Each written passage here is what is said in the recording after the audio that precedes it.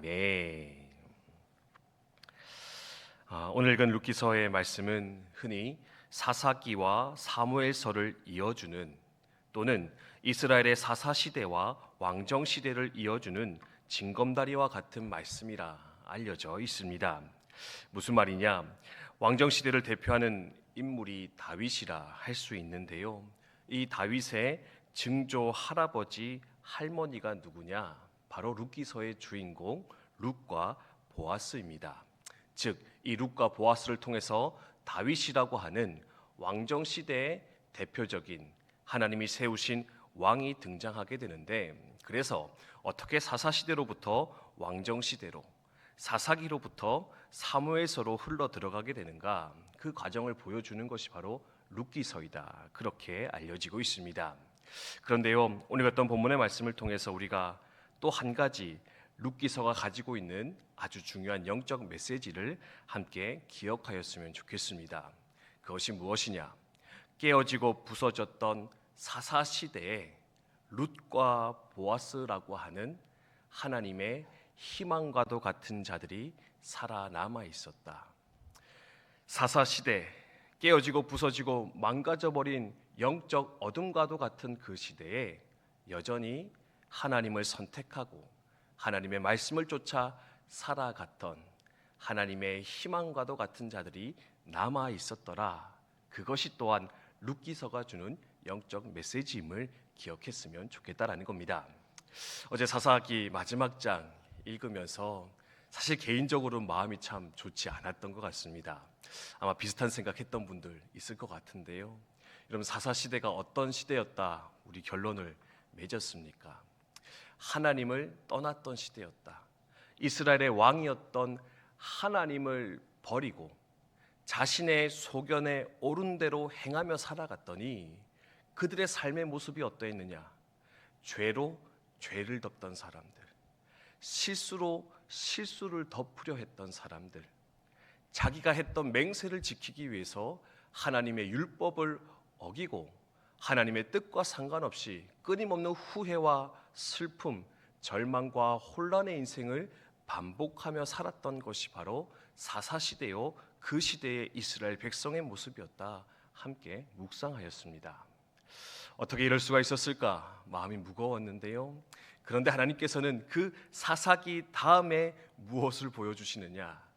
룻기서를 보여주시면서 이 4장밖에 되지 않는 짧은 말씀을 통해서 또한 하나님께서 우리에게 도전하며 위로하시는 것은, 그렇게 어두운 사사시대였지만 그 시대에 보아스가 있었다. 그 시대에 룻이 살아 있었다. 그리고 그를 통하여 다윗이 태어나게 되었다. 너희도 그런 인생을 살아내면 좋지 않겠느냐? 어쩌면 도전하며 가르치고 있는 것이 아닐까 생각하게 된다는 겁니다. 룻 어떤 여인입니까? 여러분, 룻은요 이스라엘 사람 아니었습니다. 모압 여인이었습니다. 이방 여인이었거든요. 근데 시아버지를 여의었고요, 남편을 잃었습니다. 근데 그럼에도 불구하고 시어머니였던 나오미를 쫓아서 이스라엘로 돌아오게 되거든요. 근데 돌아올 때 그가 했던 말이 뭡니까? 나는 당신을 선택하겠습니다. 그리고 당신이 섬기는 하나님을 붙잡겠습니다. 나는 그냥 내 땅으로 돌아가는 것이 아니라 그냥 잠깐의 편안함과 자유를 선택하는 것이 아니라 나는 당신이 섬기시는 하나님을 섬기며 선택하겠습니다. 그렇게 해서 약속의 땅 가나안으로 들어왔더니 그가 바로 룻이었거든요. 그래서 모든 이가 왕 대신 하나님을 저버리고 자신의 길을 쫓아갈 때 모압 여인 룻은 도리어 자신의 길이 아니라 하나님을 선택하고 붙잡았던 자, 그가 바로 룻이었노라 성경이 말하는 거 볼 수가 있습니다. 보아스는 또 어떻습니까? 오늘 말씀에 보면은요, 기업 물을 자다라는 얘기가 계속 등장을 하는데, 이게 이스라엘에 있었던 계대 결혼이라고 하는 이제 사회적 제도, 율법을 설명하는 내용입니다. 그러니까 당시 이스라엘 사회는 남성 중심의 사회였거든요. 그러니까 남편만이 땅을 소유할 수 있었고 경제권을 가질 수가 있었습니다. 그래서 남편이 죽으면 사실 여성 혼자로서는 그 땅의 삶을 살아갈 수가 없었는데, 그래서 중요한 게 뭐냐면 남자가 죽으면 가장 가까운 친족 중에 하나가 그 과부, 그 여인을 자신의 아내로 삼아서 아들을 놓을 수 있도록, 그래서 경제권을 소유하고 계속해서 그 삶을 지속할 수 있도록 하는 것이 바로 하나님의 법이었는데, 그 법을 지키기 위해서 보아스는 열심히 노력하고 있는 장면, 그게 바로 룻기 4장의 말씀이다. 그렇게 생각하시면 되겠습니다. 말씀드렸죠. 사사시대는 어떤 시대라고요? 왕이 없고 자기의 소견에 옳은 대로 하던 시대다. 하나님의 율법을 거절하고 자신의 생각을 지키기 위해서 고군분투하던 시대, 그게 바로 사사시대였는데, 보아스는 어떤 인물이었느냐? 그는 철저히 하나님의 율법을 좇아 그것을 지켜 행하기 위해서 하나하나 수고하며 열심을 내던 인물, 그가 바로 보아스였다. 룻기서는 말씀을 하고 있다라는 겁니다. 앞서 그런 모습도 등장하는데요. 추수할 때 보면은 룻이 가서 이렇게 거기서 곡식을 걷어서 옵니다. 가서 일하는 게 아니었습니다. 율법에 따르면 하나님께서 시내산에서 이스라엘과 언약을 맺을 때 이야기하십니다. 너네는 추수할 때 내 귀퉁이는 남겨둬라. 떨어진 이삭은 줍지 마라. 왜요? 가난한 자들이 와서 그것을 주워 갈 수 있도록 해라.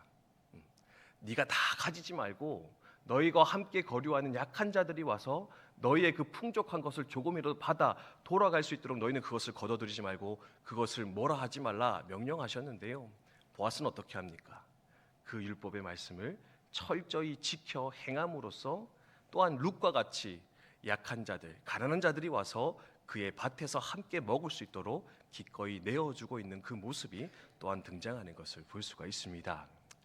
보아스, 철저히 말씀을 따라 하나님의 뜻을 쫓아 살아가려 했던 인물. 그래서요, 이 룻과 보아스가 만나 누가 태어나게 되었느냐? 바로 하나님의 마음에 합했던 자 다윗이 태어나게 되었고, 그를 통하여 이스라엘의 새로운 역사는 계속해서 흘러가게 되었다. 성경은 말씀해 주고 있습니다. 성도 여러분, 오늘 말씀 함께 묵상하면서 하나님, 우리도 우리의 시대 가운데 룻과 같은 자, 보아스와 같은 자 되어서 이 땅의 삶을 살아가게 해 주시옵소서. 함께 소망하며 기도하는 이 아침이 되었으면 좋겠습니다. 모든 사람이 하나님을 떠나고 하나님의 율례를 떠나 살아가는 이 시대라 할지라도 그것을 바라보며 핑계대며 하나님, 시대가 이러니 어쩔 수 없습니다. 시대가 이러니 나도 이렇게 살아갈 수밖에 없습니다. 그렇게 나도 핑계하며 하나님을 저버리는 인생으로 살아가는 것이 아니라, 하나님, 그럼에도 불구하고 룻과 같이 나는 하나님을 선택하는 자가 되었으면 좋겠습니다. 보아스와 같이 내 소견 아니라 하나님의 말씀을 쫓아 그것을 통해 살아가는 나의 삶이 되었으면 좋겠습니다. 그래서 혼란과 어둠과 슬픔의 인생을 반복하는 그 사사시대의 결론이 아니라 이 룻과 같이, 보아스와 같이 회복과 변화, 구원의 역사를 아름답게 써내려가는 하나님의 희망이 되어지는, 이 시대의 소망 되어지는 우리의 삶, 우리의 가정, 우리의 공동체 되게 하여 주시옵소서. 함께 기도하였으면 좋겠습니다. 주신 말씀 기억하며 이렇게 기도하겠습니다.